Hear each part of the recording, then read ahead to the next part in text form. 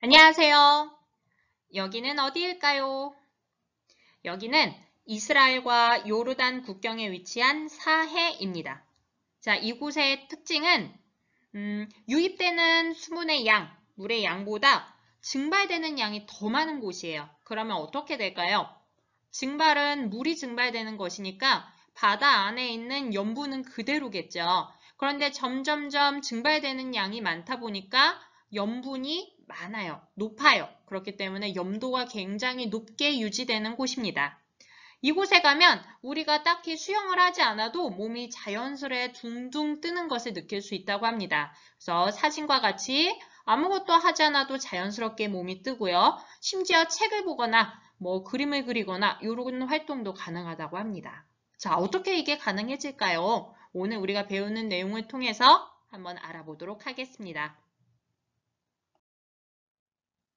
만화를 보면서 한 가지 예를 더 들어보도록 하겠습니다. 자, 여기에 나와 있는 주인공은 바로 아르키메데스입니다. 이 사람이 유레카 하면서 이렇게 벌거벗고 나왔다라는 이야기는 여러분들 들어본 친구들 많을 거예요.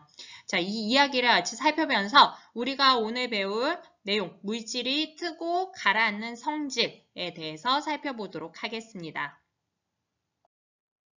어느 날 왕이 금관을 하나 만들었습니다. 그런데 왠지 모르게 속는 기분이 들었다고 합니다. 금으로 만든 금관인데 금이 아니라 다른 물질을 섞어서 만든 것 같은 기분이 들었던 겁니다. 그래서 아르키메데스에게 이 금관을 모양이 망가지지 않게 하면서 금관의 성분이 금으로 잘 이루어져 있는지 조사해 보기를 의뢰합니다. 자, 그러면 아르키메데스가 열심히 연구하면서 순금이 아니라면 밀도가 다르기 때문에 우리가 구별할 수 있겠다라고 생각을 하게 됩니다. 밀도라는 것이 뭐냐? 밀도는 부피분의 질량. 그러니까 우리가 메스 실린더나 이렇게 해서 부피를 재고 또는 저울을 가지고 질량을 재죠. 이렇게 부피분의 질량을 해서 구한 값, 이 밀도를 비교하면 순금인지 순금이 아니라 다른 물질이 섞여 있는지를 구별할 수 있겠다라는 생각을 하게 됩니다. 그러면 질량과 부피를 재야겠죠? 질량은 순금과 금관을 비교했을 때 같은 것을 알게 되었습니다. 그러면 부피를 재보자. 정육면체 같은 경우는 가로, 세로, 높이를 곱해주면 쉽게 구할 수 있는데 금관은 모양이 정육면체가 아니기 때문에 부피를 재는데 고민을 합니다. 그러다가 목욕을 하다가 문득 생각이 났어요. 그러면서 유레카 하고 뛰쳐나오게 되죠. 원리는 이렇습니다. 우리가 넘실넘실한 욕조에 들어가면 물이 넘치죠. 그 원리를 이용한 겁니다. 넘실넘실한 물에 내가 원하는 모양이 불규칙한 물체를 넣어주면 물이 넘치겠죠. 이때 넘친 물의 부피를 가지고 그 물체의 부피를 측정하는 겁니다. 실제로 이렇게 측정한 결과 금관과 순금의 밀도가 다른 게 나타났어요. 그러니까 다시 말하면 금관이 순금이 아니다라는 것을 알게 된 거죠. 집에 그림과 같은 반지가 있다고 합시다. 이 반지가 진짜 금반지인지 아니면 도금된 반지인지를 구별하고자 한다면 우리는 이것을 겉으로 보기는 구별하기 어려울 겁니다. 냄새를 맡아도 맛을 보고도 구별할 수도 없죠. 그리고 질량만 재고도 구별할 수 없습니다. 그렇다고 부피만 측정한다고도 구별하기 어렵습니다. 이럴 때는 물질의 질량을 부피로 나눈 값, 다시 말하면 단위 부피단 질량을 가지고 구별합니다. 이것을 우리는 다른 말로 밀도라고 합니다. 그러니까 다시 말하면 밀도는 물질마다 다 다르기 때문에 이 밀도를 가지고 구별할 수 있습니다.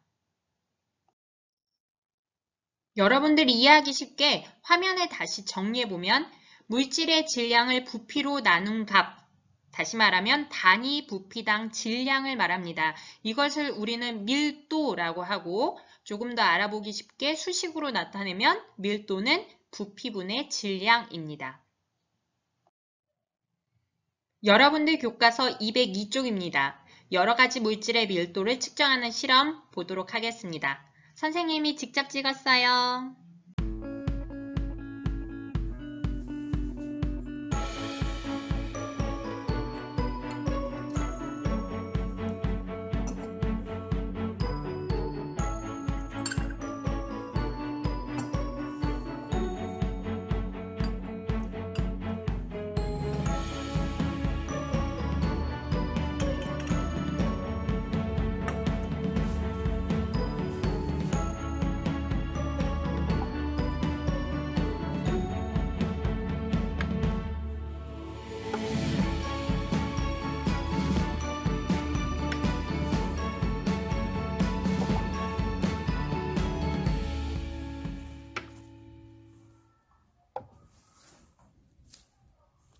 실험 과정을 정리하면 다음과 같습니다. 이 물질은 액체죠. 다시 말하면 액체의 밀도를 측정하는 과정입니다. 먼저 첫 번째, 온도를 측정합니다. 왜냐하면 온도에 따라 부피가 조금씩 달라질 수 있기 때문에 온도를 측정해서 일정하게 똑같이 맞춰주는 거죠. 두 번째, 빈 비커의 무게를 측정합니다. 그래서 우리가 물질을 비커에 담은 다음 그 비커의 무게를 재면 자동으로 비커의 값이 빠지도록 만들어준 겁니다. 물 10ml, 20ml, 그리고 에탄올 10ml, 20ml를 눈금 실린더로 재서 준비해 놓은 다음에 이것을 비커에 넣어서 저울을 이용해서 질량을 측정합니다. 자, 물과 에탄올의 질량과 부피의 값이 나왔죠. 그럼 이것을 기록하고 밀도를 계산하는 겁니다. 실험한 값을 기록해 보도록 하겠습니다. 먼저 단위 살펴볼게요. 부피는 밀리리터. 자, 요렇게 씁니다. 질량은 g입니다. 됐죠? 그러면 한번 살펴보도록 할게요. 먼저 물 10ml, 20ml, 에탄올 10ml, 20ml를 준비한다고 했습니다. 각각에 해당하는 질량을 측정했었죠. 비커에 넣어서. 물 10ml는 질량이 얼마였죠? 그렇죠. 10g이었습니다.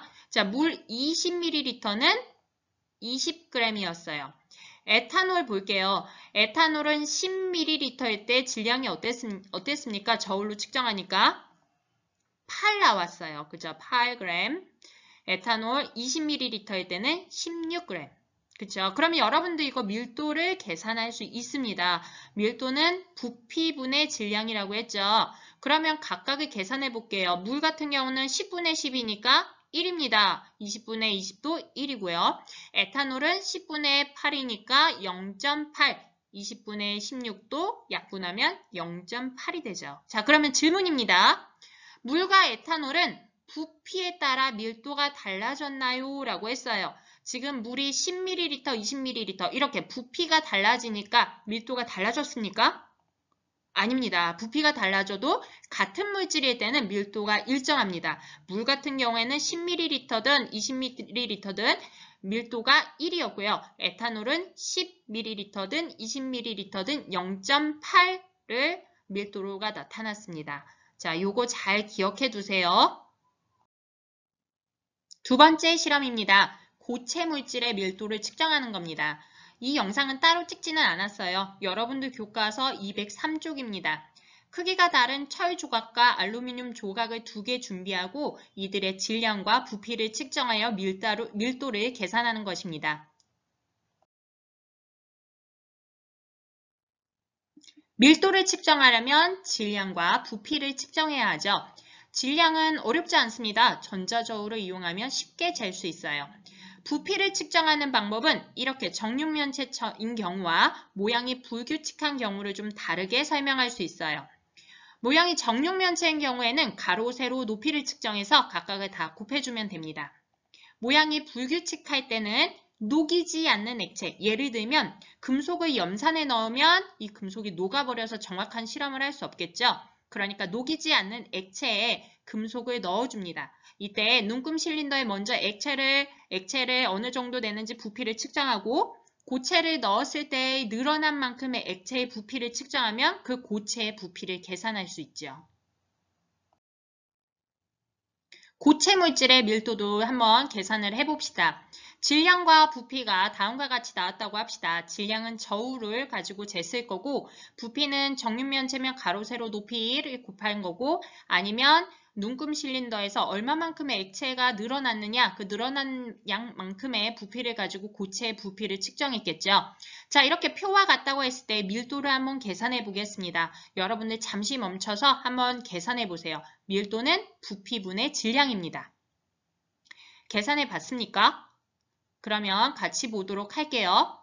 밀도, 부피분의 질량, 그러면 자, 철 조각, 먼저 첫 번째 있는 것 같은 경우는 7.86이 계산됩니다. 대략적으로 반올림한 값입니다. 철 조각 2도 마찬가지입니다. 질량과 부피가 달라져도 밀도가 같은 걸 확인할 수 있죠.